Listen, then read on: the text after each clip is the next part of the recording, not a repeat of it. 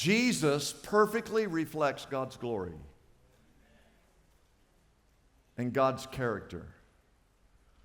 Verse 3 reads, this is like, these words are unbelievable. The Son is the radiance of God's glory, the exact representation of His being, sustaining all things by His powerful word. If this light bulb ever goes off in your mind and in your heart, your life will never be the same. And that is this thought that Jesus the Son is the exact representation of God the Father.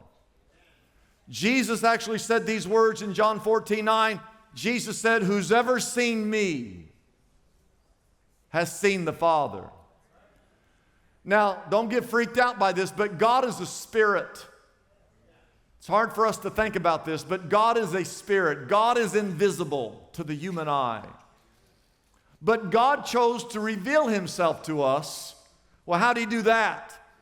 Well, He wrapped Himself in flesh, came to earth, and walked in our midst.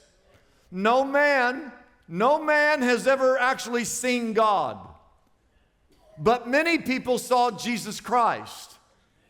In fact, most of the New Testament was written by people who were eyewitnesses to Jesus.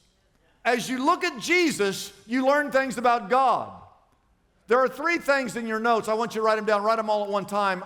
They're a sermon in each and of themselves, which I don't have time to go over, but you'll get the point here. Jesus expounds the mind and the truth of God.